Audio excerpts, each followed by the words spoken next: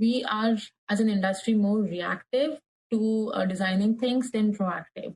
When Alexa was launched many years back, turn taking was not even possible, or remembering the context was not possible. If you said, "What is the weather in Seattle?" it would say, "The weather is rainy, blah, blah, blah." If you say, "How about Michigan?" it would not know what you are saying. People started saying, "Oh, it does not work. I want more conversational." That's when they went back and fixed some of those things. But if there was a set process where we are thinking end to end about all of those things, if there were right frameworks in place which will help people think about all of these end to end, so they can design an experience which works and not, something we have to go back and fix back and forth after we have launched it. I want people to make wise choices from the beginning, the basics, to thinking about ethics, privacy, inclusivity, everything. That is the vision with which I started the academy, and we provide intense course. Welcome to the Sound in Marketing Podcast. Today we conclude our interview with Shyamala Prayaga from Ford. We talked all things voice first in auto, including voice ethics, her digital assistant academy, and her predictions for the future of voice technology. Say, for instance, a company may have investors invested in, X company. How can we protect about what is being transmitted orally or vocally through these voice automations against personal or company agenda? Is there anything being done? I'm not aware of, something along these lines. But see, basically what happens is when, like you mentioned, personal agenda. For example, if there are partnerships, of course, there are partnerships because there is a mutual benefit, both of them see. Now, when you talk about mutual benefit, you have to give me some information. I will give you some information. That's how it is. It's, two-way sharing, which happens. So it could be at any level. It could be for any kind of experiences, I cannot talk a lot about, all the different partnerships and all of those things. But in general, it's about you're trying to get benefit out of the partnership. The other company is also trying to get benefit out of it. So when that happens, there's, of course, a lot of data being, shared. And there has to be some agreement in between. And every company have their own, terms and conditions, and they have their own policies of how they would use the data or share the data or how much data they want to own and all of those kind of things. So it's kind of an interesting thing, companies have to really start thinking about it, because it's not just like, your product, it's like partnerships, even with vendors, it's the same kind of thing. And I wanted you to have some time to also talk about a really important project that you just took on. One of the things about the voice industry, it just kind of showed up, and I feel like developers like yourself, I think people just kind of winged it. They're like, okay, well, I'm going to make it here, or I'm going to create something. I'm going to start at this level, and then this person's creating and starting at this level. And there was no standards put in place. And one of the really great things that you're doing is you have an academy that you just started. Can you tell us a little bit about it? Yeah, of course. So like you rightly mentioned, it's been more than 7 years now I've been in the voice industry. And like me, many people in this industry, almost everyone in this industry, whoever is here from 20 years or whatever, they are all self-made or self-learners. They did not have any formal education. So if you look at this, I'd like to give the analogy of user experience. Like if you look at user experience many years back, there was no set terms. People used to call it everything, like they used to call it human-machine interfaces, usability engineering. We came to term with, user experience as a whole industry. We came to that term of, it should be called a user experience around 2009, if I'm not wrong. So it took a long time for us to, instead of all of these different terms, it should be called user experience, and it should have all of these different kind of things. And then came the different process, Lean UX, design thinking, all of these processes. If you look at voice, there's no such thing. Like I mentioned, all the companies are having their own process, what they do, how they do it. In fact, the terminologies, when you look at, Amazon would have a different process. You would create voice scripts, and you would adopt from the IVR world and how people have been doing certain things, when designing the dialogues and systems like that. But when you look at some other company, they may have a different approach. Now there are conversational platforms also, so many of them. which you can use to just create, drag and drop dialogues and then integrate it with the systems. But when you look at all of these things, the biggest thing which is missing is, like a proper process, right? From, like how do you identify a specific use case?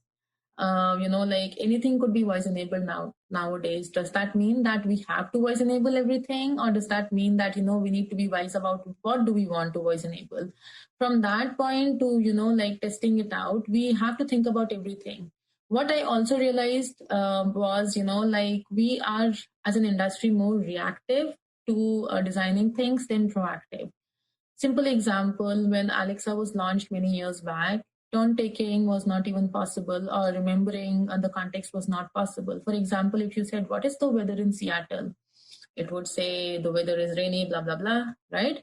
If you say, "How about Michigan?" it would not know what you are saying. Even most of the times, it will not know even now, like because it does not support that for most of the use cases.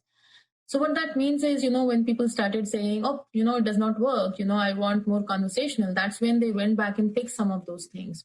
But if there was a set process where we are thinking end to end about all of those things, if there were right frameworks in place which will help people think about all of these end to end, so they can design an experience which works and not, something we have to go back and fix back and forth after we have launched it. That's one part of it. Now, second part of it is also thinking about the overall voice or the dialogues or also the conversation.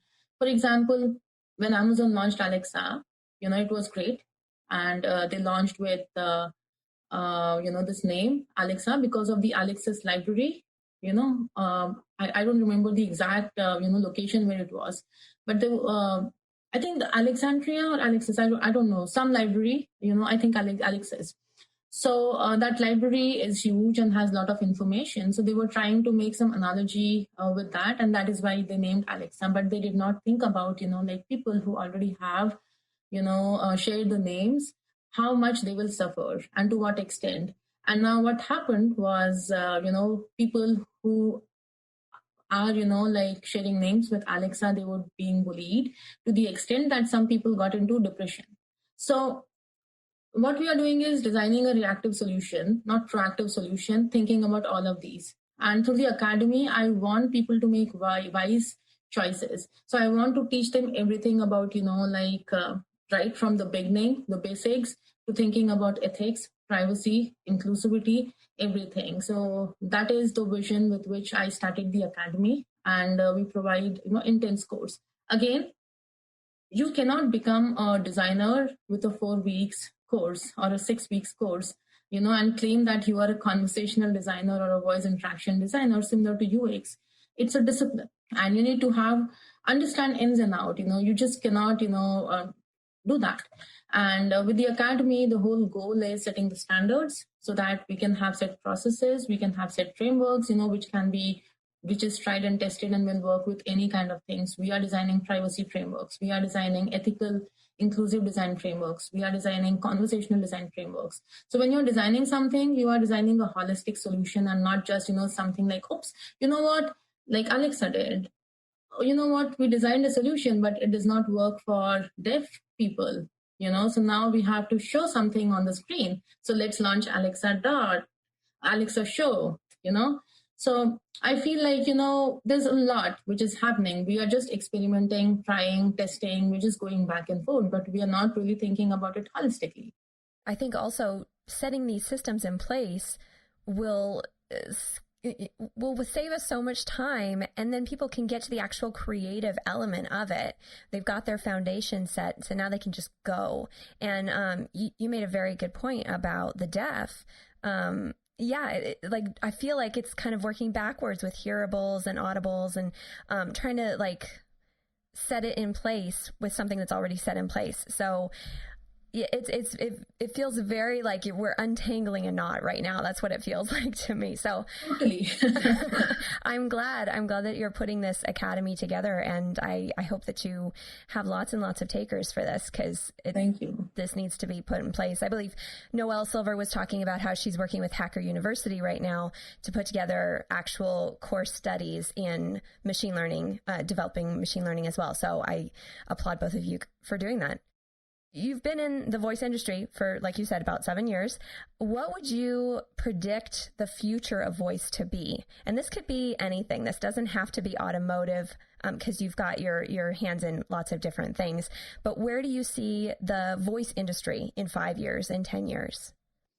I feel like, we have come a long way when it comes to voice technology from what it was 10 years back. Now it is more natural language. There are more synthetic voices, more natural sounding synthetic voices instead of robotic. So we are seeing all of these things. I feel like, just yesterday I was looking at some article and I saw that Google is, working with some speech recognition systems, trying to include people with speech impairments or, speech disorders, which means that now these voice assistants will be more inclusive in future, because now, as of now, they work for perfect American English. It doesn't understand my accent most of the time. And then, it works with no background noise. If you have background noise, you have to, taper it so that the assistant understands, right? But imagine if you were having, some, like a movie running in the background, and then you are talking to the assistant, it will never work. So you have to mute it and then you have to talk. So in future, I feel like these voice assistants will coexist with the background noise. They will learn to understand and separate, human speech versus all the other speeches out there or noises out there. And then they'll be able to, like give more better experience to the users. Again, the same way, like more and more speech recognition, being able to recognize the different accents, different, like kind of choices and all, like how people speak, and also being able to interpret those. So it could be local slangs, it could be any person who has any kind of speech disorders or anything. And because inclusivity is being talked so much about, privacy is being talked so much about, these companies or, the voice industry will start moving towards more private, secured kind of thing. We'll look at, how we can make it more. So privacy will become the forefront. Maybe privacy by design will become the first thing. Like when we are designing, we are thinking about privacy first. Would it be, because I'm not sure if this is how Ford works or not, but is the cloud that you speak of where all of the natural process learning goes, is this a Ford cloud or is this an entire industry cloud? So would this be something that all automotive would gather from and have, instead of being in one company and then another, is all this information being gathered into one place so that everyone can share, so everyone benefits? Maybe in future that will happen, because there's a lot of noise in the industry right now, and there's a lot of, companies working on something similar. So instead of competing, it will start and make sense to start complementing each other. So, like how wisdom of crowd became a thing, like crowdsourcing became a thing many years back.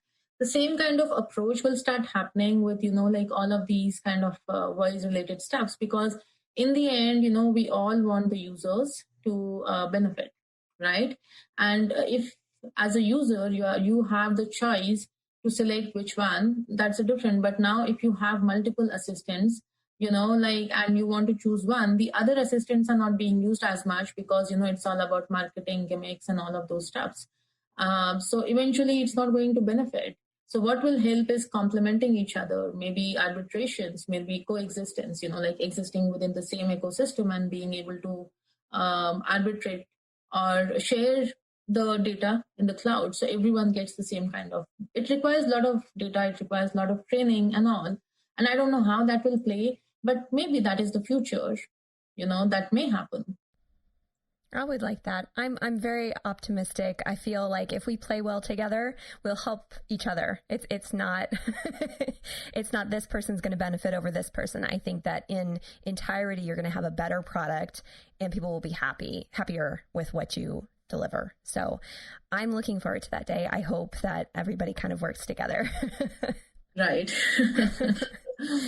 Shyamala, thank you so much for your time. If anybody wanted to ask you any other questions, do you have any way for them to reach out to you?